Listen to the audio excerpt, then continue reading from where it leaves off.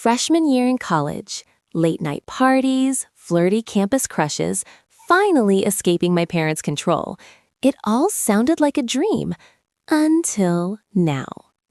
My name's Cecilia, and here I was, dragging a ridiculously heavy suitcase up 3 freaking flights of stairs because the dorm elevator was broken.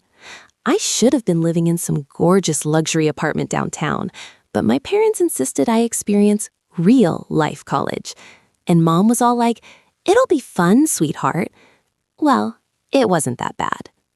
Since Dad said my roommate would be Bella Miller, the daughter of his old friend, I figured she'd be rich and glamorous like me. Perfect. We'd totally become the most iconic duo on campus, doing skincare nights and gossiping about cute guys.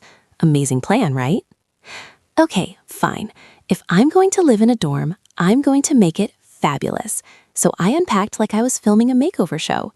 My bed was right by the window with pink sheets, glittery curtains, and even a disco light I may have snuck in. I set out macarons, snacks, soda, and a big "Welcome Bella" banner over the door. Couldn't wait another second. Then I heard a knock. Speak of the devil, right on time. The door swung open and I launched confetti into the air. "Welcome, roommate!" As the sparkly pieces fell in slow motion, I saw her clearly. A girl with pigtails, thick glasses, freckles, and a stack of books hugged tight to her chest. Thanks. Wait, are you sure you're in the right room? My roommate's supposed to be Bella." "I am Bella Miller." No freaking way. The daughter of Dad's rich friend was supposed to be, rich. Bella just walked right past me, set down her books, and quietly started cleaning up the confetti. I stood there smiling like a total idiot while disappointment punched me in the gut. This was not the most iconic duo I had in mind. Oh no. It didn't take long for the roommate honeymoon phase to die. Bella was already walking around like the dorm manager. "Since you arrived first, you got the bed by the window. That's fine, but I think we should switch every month. Fair is fair." "Oh, I didn't know. So we'll start next month then?" I just nodded, not wanting to look petty, but inside I felt so offended. Like, seriously, how could she be that cold when I was this excited to meet her? Still, I tried to keep things positive. That night, I lit some candles, played some music, and hopped in the shower. When I came out, Bella had her headphones on, typing away on her laptop. I waved, but she didn't even glance up, so I turned my music up louder. Duh. It was giving war declaration. "I'm working on an essay, not throwing a Coachella after party. You could have just said please. Cheese Louise." Next morning, there was a new note stuck to the wall. Rules room. I started reading the endless bullet points and my jaw dropped. Was I rooming with a babysitter or what? "It's just to keep things organized." Cecilia, rules are for boring people. What was she, a saint, a robot, or my future nemesis? Maybe all 3. Thankfully, I made friends pretty quickly in college. And no, not my lovely roommate. I mean real friends, the kind you actually click with. We're doing movie night every Friday. Yeah, my roommate and I are basically siblings now.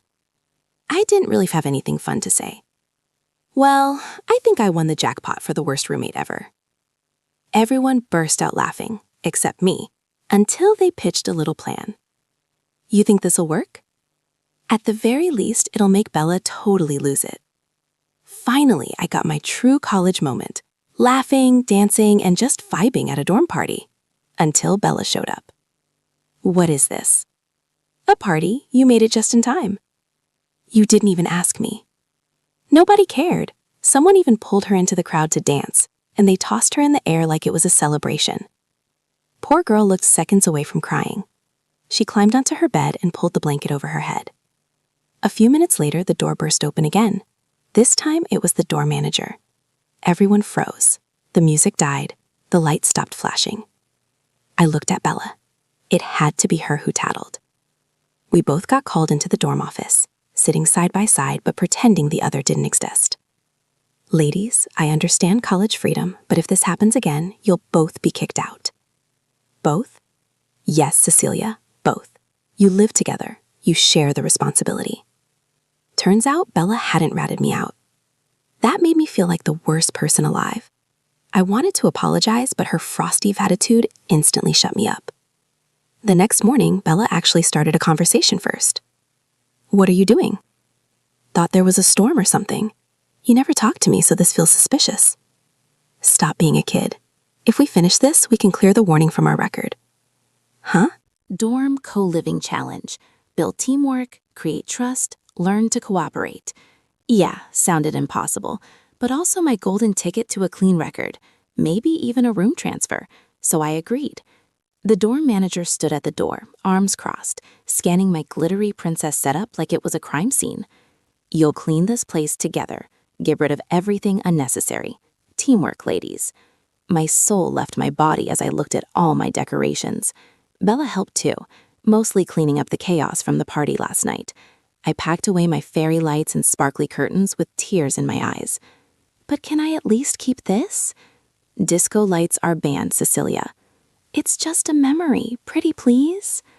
Hours later, the room looked bigger, brighter, cleaner, and annoyingly better. Now it actually feels breathable. I mean, at least it doesn't look like a cotton candy factory anymore. I rolled my eyes, but couldn't help laughing. The tension between us felt lighter. "You did great, Cecilia. Oh, and you can keep the window spot." "Wait, seriously? I thought you wanted things fair." "Now that sunlight hits everywhere, I'm fine where I am. Besides, I think you like that spot more." "Thanks." For the first time, I saw a gentle side of her I hadn't noticed before. Maybe sharing a room wasn't that bad after all. That night, the whole dorm went dark due to a power outage. My useless phone had been dead for like 8 hours. Across the room, Bella lit a candle and calmly read a book. I was bored out of my mind and flopped back on my bed. "My dad said he and your dad used to be best friends." "Yeah, my dad mentioned that too." She didn't even look up from her book. "He must have an important job, right? I've never seen your family visit ours." "He's just a mechanic, works in your dad's factory." "Oh, I didn't know that." I was honestly shocked. I'd always thought Dad only hung out with people as rich as him. I'd always clicked with people who looked, dressed, or lived like me. Bella wasn't any of that, and for the first time I wondered, was friendship really about similarity? At lunch, I sat with my usual girl group, the ones who smelled like luxury perfume 24/7.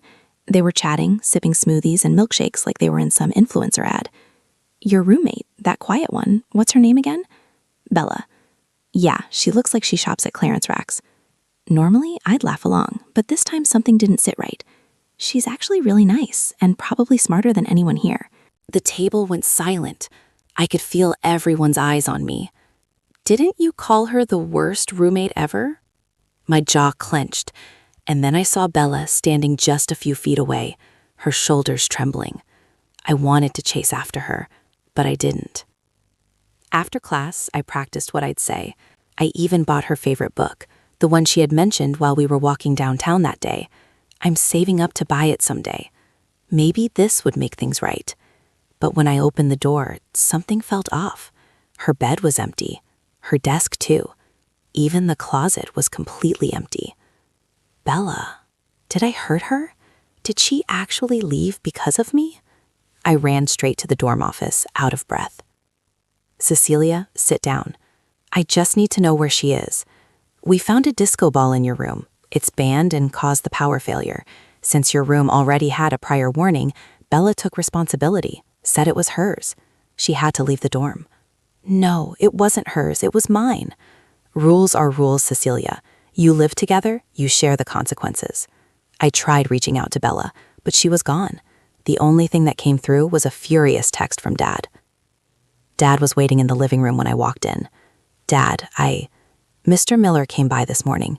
He apologized for his daughter, said Bella got into trouble and might have made you feel embarrassed. Do you know how small that made me feel? Cecilia, I know it was your fault, not hers.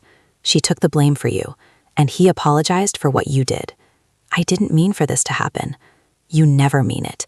You just don't think. Bella is the daughter of the man who helped me when I had nothing, and this is how you treat her? I want to apologize. I want to know where she is. I don't think you're in any position to see her again." That night, I sat in the empty dorm room. I used to wish I lived alone and that having Bella was awful. Now I saw the real problem. I had been the worst roommate ever. I searched for Bella everywhere, every cafe, every library. A week passed and the guilt didn't fade. Walking across campus, I stopped at a bulletin board. Lost keys, event flyers, roommate ads. I left a note too, looking for Bella, the best roommate ever. By the next day, my note was buried under a sea of colorful stickies. Bella once helped me with my essay. She gave me her meal vouchers when I couldn't afford lunch. Bella had left her mark everywhere she went. I'd been too small-minded to see it. Check the bookstore near Oak Street. I think she works there. That was exactly what I needed. Through the window, I saw Bella shelving books, calm as always. Hey, I finally finished our challenge. A bit past the deadline, right? But not too late to say sorry. I didn't get to give you this book. And I'm sorry, Bella, for everything. I was the worst friend. She put a hand on my shoulder. I'm not perfect either, so let's call it even. After I took the blame for the disco ball, Bella was allowed back in the dorm. My dad met the school board, apologized in person, and paid for the damages. When he came out and saw me, he didn't yell anymore. Fix it the right way, darling. I went back to our room, ready to see my roommate again. Confetti popped as I opened the door. Welcome, roommate. I hugged her tight. I'd finally found the right person to grow up with. If you've ever misjudged someone and learned that the best friendships come from the most unexpected places, drop a comment below and share your thoughts with us. Like this video if Cecilia's glow-up moment warmed your heart, and share it with a friend who needs to be reminded that kindness goes both ways. What do you think will happen next for Cecilia and Bella? Leave your predictions in the comments, and don't forget to hit the bell icon to get notified about future stories. If you enjoyed this heartwarming college roommate story, give the video a thumbs up and tell me, have you ever had a roommate who turned out to be your biggest blessing? I read every single comment. Thanks for watching. See you in the next one.